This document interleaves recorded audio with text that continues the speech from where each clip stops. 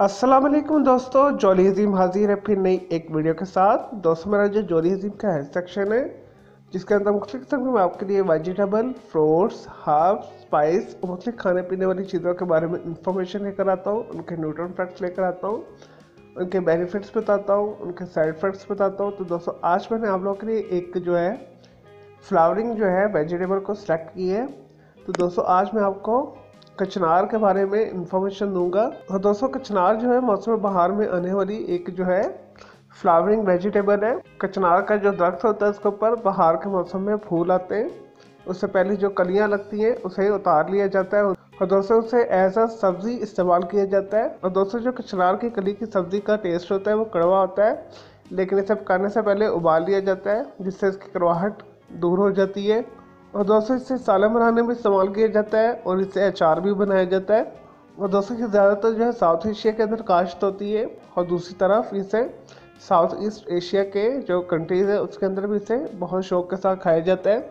और दोस्तों, कचनार को बागों में और घरों के अंदर जो है खूबसूरती के लिए भी लगाया जाता है, क्योंकि इसके ऊपर बहुत ही खूबसूरत किस्म के जामनी गुलाबी रंग के फूल आते हैं। और दोस्तों, पाकिस्तान पंजाब के अंदर ज़्यादातर इसे जो है बड़े गोश्त के कीमा के अंदर डाल के इस्तेमाल किया जाता है। और नेपाल के अंदर और इंडिया के अंदर इसे ज़्यादातर अचार के तौर पर इस्तेमाल किया जाता है। तो दोस्तों, अगर आपने कचनार के ज़बरदस्त फ़ायदों से फ़ायदा उठाना है तो आप इसे खाली पकाएं और खाली खाएं।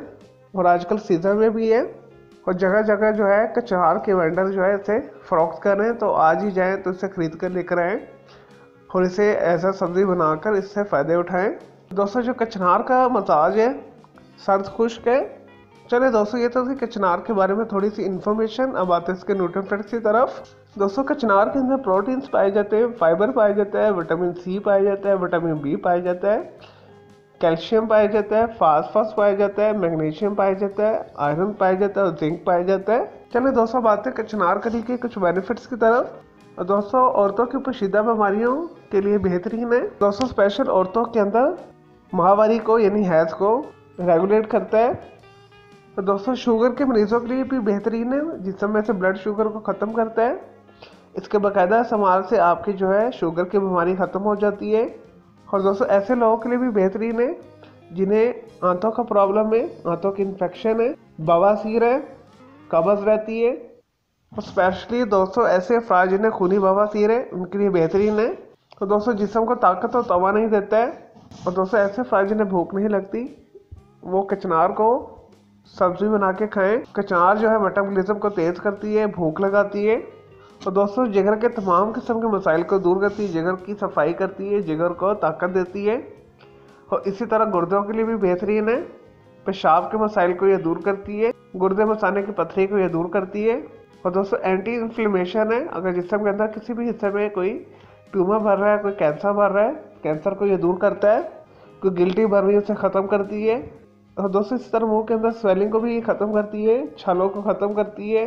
और दोस्तों, ऐसे अफराद जो अपना वज़न कम करना चाहते हैं वो अपनी खुराक के अंदर कचनार को शामिल कर लें, क्योंकि ये देर हजम होती है, इसे खाने से आपको ज़्यादा भूख नहीं लगती।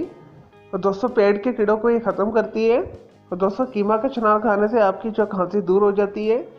और दोस्तों, पतले मरोड़ जो होते हैं इस हाल को ये दूर करती है।